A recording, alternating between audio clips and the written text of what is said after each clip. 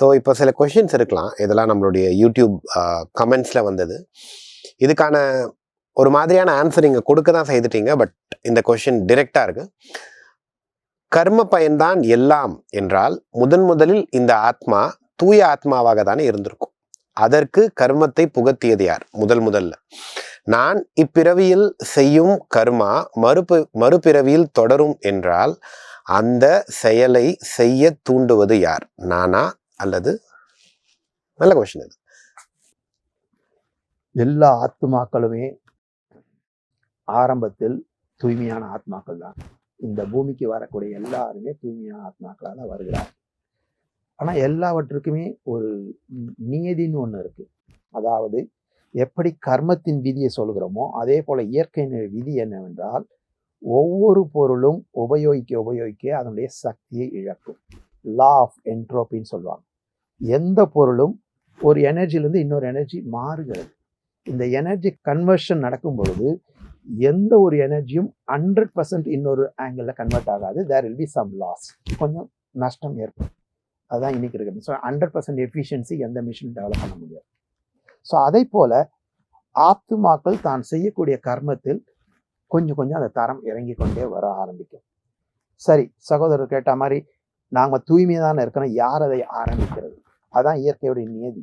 இப்போ உதாரணத்துக்கு நான் ரொம்ப பல பேர் கேட்குறாங்க, ஏன் நான் இந்த உலகத்தில் இவ்வளோ கஷ்டப்பட்டு நான் இந்த வாழ்க்கையை வாழணும்? ஏன் கடவுள் என்னை இங்கே அனுப்பி வச்சு அவரு நான் கஷ்டப்படுறதை பார்த்து என்ஜாய் பண்ணுறாரா? ஏன் பண்ணணும்? இது கடவுள் மேலே பழிய போட்டோம். ஆனால் உண்மை கிடையாது. நியதின்னு ஒன்று இருக்கு. நியதி என்னவென்றால், ஆத்மா என்பது சிந்திக்கக்கூடிய ஒரு எனர்ஜி. ஸோ இந்த எனர்ஜியை நாம் யூஸ் பண்ணாதான் அந்த எனர்ஜியை படைத்தலுக்கு ஒரு அர்த்தம் இருக்குது. ஸோ இந்த ஆத்மான்ற சிந்திக்கக்கூடிய எனர்ஜி தன்னுடைய சிந்தனையை செயல்களாகவும் உணர்வுகளாகவும் பரிமளித்து அனுபவிப்பதற்காக இந்த பூமிக்கு வருகிறது. இது நானாக விரும்பி ஏற்படக்கூடிய விஷயம். இப்போ நான் இந்த வீட்டில் நான் அந்த ஒரு பல்பு ஃபேன்லாம் வைக்கலைன்னா கரண்ட்டை பற்றி கவலையே பண்ண மாட்டேன். அந்த இன்ஸ்ட்ருமெண்ட் வருதுனால தான் அந்த எலக்ட்ரிசிட்டியோட இம்பார்ட்டன்ட் எனக்கு தெரிய ஆரம்பிச்சு. அதே போல் ஆத்மாவோட சிந்தனை சக்தி ஆத்ம லோகத்தில் இருக்கும்பொழுது ஸ்லீப்பிங் மோடில் இருக்கும். Nothing to do, so nothing to think. எதையுமே சிந்திக்க வேண்டிய அவசியம் இல்லை. எப்படி நீங்கள் தூக்கத்தில் எதையுமே கவலைப்படலையோ அந்த மாதிரி சிந்திக்க முடியாது. So this is sleeping mode. ஆனால் அப்படியே ஒரு ஆத்மா இருக்குன்னா அது படைக்க வேண்டிய அவசியமே கிடையாது.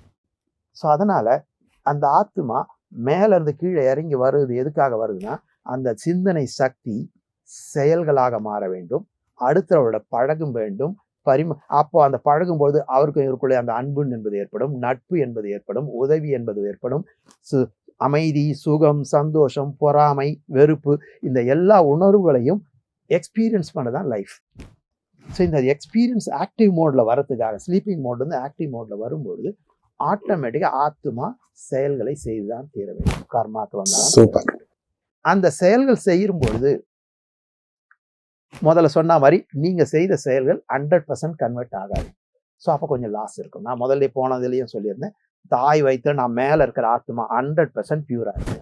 அப்போ எனக்கு கிடைக்கக்கூடிய எனக்குள்ள எந்த நெகட்டிவ் கர்மாவும் இல்லை. அப்போ நான் பிறக்கக்கூடிய குடும்பம் மிக நல்ல குடும்பமாக இருக்கும். என்னோட பெற்றோர்கள் மிக நல்ல பெற்றோர்களாக இருப்பாங்க. எனக்கு கிடைக்கக்கூடிய வாய்ப்புகள் எல்லாமே கரெக்டாக இருக்கும். அப்போ என்னுடைய முதல் பிறவி நல்ல சுகமான வாழ்க்கையான பிறவியாக தான் இருக்கும். யாருமே இந்த பூமிக்கு வரும்பொழுது அவருடைய முதல் பிறவி மிகவும் சுகமான வாழ்க்கையாக தான் இருக்கும். ஏன்னா I don't have any negative karma inside. ஆனாலும் நான் எந்த முதல் பிறவி எடுக்கும் பொழுது அந்த நாள்ல இருந்து என்னோட தாய்கிட்ட இருந்து நான் வாங்கி கொண்டிருக்கிறேன், என்னுடைய தந்தையிடமிருந்து பெற்றுக்கொண்டிருக்கிறேன், என்னுடைய மூத்த சகோதரிடமிருந்து பெற்றுக்கொண்டிருக்கிறேன், இப்படி என்னுடைய ஆசிரியரிடமிருந்து பெற்றுக்கொண்டிருக்கிறேன். ஸோ இப்படி பல ஆத்மாக்கள் வந்து ஐ மீன் ரிசீவிங் மோடு வாங்கி கொண்டே இருக்கிறேன் எப்போ ஒரு லெவலுக்கு வரும்போது. ஸோ இந்த ரிசீவிங்கோட மறுபடியும் நான் இப்போ வேலைக்கு போயோ தொழில் செய்தோ ஏதோ செய்யும்போது கொஞ்சம் விஷயங்களை நான் செய்ய ஆரம்பிக்கிறேன். அடுத்து நான் யாருக்கு கொடுக்குறேன்னா, என்னோட நெக்ஸ்ட் ஜென்ரேஷன் கொடுக்குறேன். என்னோட குழந்தைக்கு தான் கொடுக்குறேன். என்னோட அம்மாவுக்கு கொடுக்க முடியாது. என்னோட குழந்தைக்கு கொடுக்குறேன். என்னோட குழந்தைக்கு ஸ்கூல் கொடுக்க, படிப்பு கிடைப்புன்னு இப்படி செய்ய பண்ணுறேன். ஸோ இந்த கர்ம பிணைப்பு ஏற்படும் பொழுது இந்த கர்ம பிணைப்பு நாமளாக விரும்பி தான் ஏற்படுத்துகிறோம்.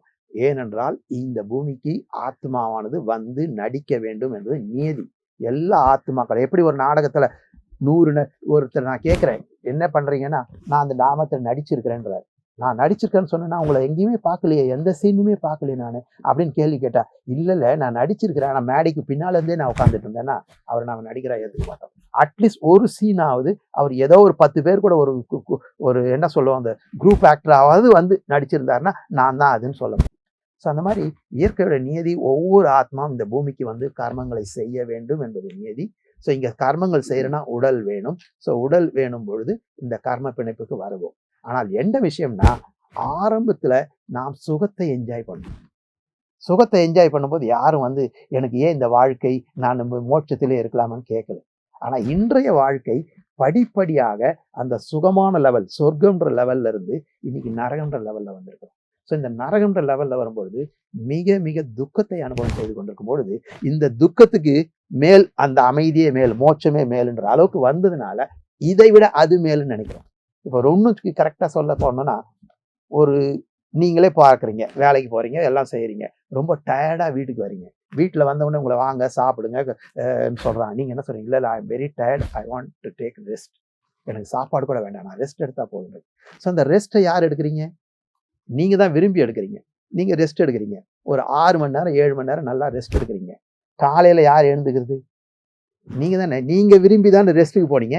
அப்ப நாள் முழுக்க ரெஸ்ட்லயே இருக்கலாமா? அடுத்த நாள் ரெஸ்ட்லயே இருக்கலாமே. பட் நீங்க அந்த 8 மணி நேரம் டயர்டா இருக்கும் பொழுது ரெஸ்ட் உங்களுக்கு தேவைப்பட்டது. ரெஸ்ட்டுக்கு நீங்க விரும்பி போனீங்க. பட் ரெஸ்டே 8 மணி நேரம் எடுத்த பிறகு மறுபடியும் ஆக்டிவ்ல வரணும்னு நீங்களே விரும்புறீங்க. ஸோ நீங்களே தான் மீண்டும் வரீங்க. அதே மாதிரிதான் மேல இருக்கிற ஆத்மா அவரா விரும்பி மேல இருந்து கீழே இறங்கி வருகிறார், வந்து ஃபீல்ட்ல இறங்குறார், அது பிறகு அதனுடைய பலனை அனுபவிக்கிறார். இதுதான் அங்க இருக்கிற விஷயம். ஸோ சுகமா இருக்கும் பொழுது யாரும் நாம மோட்சத்துக்கு போகணும்னு கேட்க மாட்டோம். ஏன்னா சுகமா இருந்தோம். ஆனா இன்னைக்கு துக்கமா இருக்கும் பொழுது இந்த துக்கத்தை விட மோட்சமே மேல், அமைதியே மேல்னு கேட்கறதுனால நாம எதுக்கு இந்த உலகத்துக்கு வந்தோம், ஏன் இதை நடிச்சோம்னு கேள்விப்பட்டிருக்கோம். இதெல்லாம் பல நிலைகளை கடந்து வந்திருக்கிறோம். ஆனால் இந்த நிலைகள்லாம் எதுவுமே நிரந்தரம் இல்லை. மீண்டும் நல்ல நிலையை நம்ம அடைய முடியும். அதை அடைவது எப்படின்றதுதான் இறைவன் நமக்கு இந்த தியானத்தின் மூலம் நமக்கு சொல்லிக் கொடுக்குறார். Super brother, thank you brother, well explain. இப்போ நான் விருப்பப்பட்டு தான் நான் கர்மங்கள் செய்ய ஆரம்பிக்கிறேன், அதோடைய பலன் எனக்கு வருது. நான் சந்தோஷமாக இருக்கும்போது அது நல்லா இருக்கு. எனக்கு நான் கர்மத்தினுடைய விளைவுகள் நல்லா சந்தோஷமா சுகம் கொடுக்கக்கூடியதாக இருக்கும்போது என்ஜாய் இட். ஆனால் அது இன்கன்வீனியண்ட்டாக இருக்கும் பொழுது, துக்கம் கொடுக்கும்போது நான் கொஷின் பண்ண ஆரம்பிக்கிறேன்.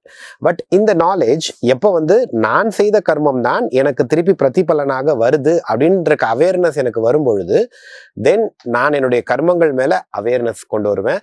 ஸோ இப்போ நான் சரியான கர்மங்கள் செய்யும் பொழுது திருப்பி என்னிடம் வரக்கூடிய கர்மம் கரெக்டாக இருக்கும். டீப். அடுத்த கேள்வி பிரதர், நம்மளுடைய ஆன்மீக ஞானம் வந்து சொல்றது, நம்ம வாழ்க்கையில பிறந்த நொடியிலிருந்து இறக்கும் வரையில் அனைத்துமே வந்து ப்ரீடிட்டர்மைன், அனைத்துமே தீர்மானிக்கப்பட்டுள்ளது அப்படின்னு நாம சொல்றோம். இது கரெக்டா? நாம செய்த புண்ணியங்களுக்கு ஏத்தாற் போல சின்ன சின்ன மாற்றங்கள் ஏற்படுமா? இந்த டிராமா வந்து ஃபிக்ஸ்ட், இந்த டிராமால நடக்கக்கூடிய விஷயங்கள்லாம் சரியானது அப்படின்னு சொல்றோம்னா இதுல ஏதாவது மாற்றங்கள் இருக்குமா?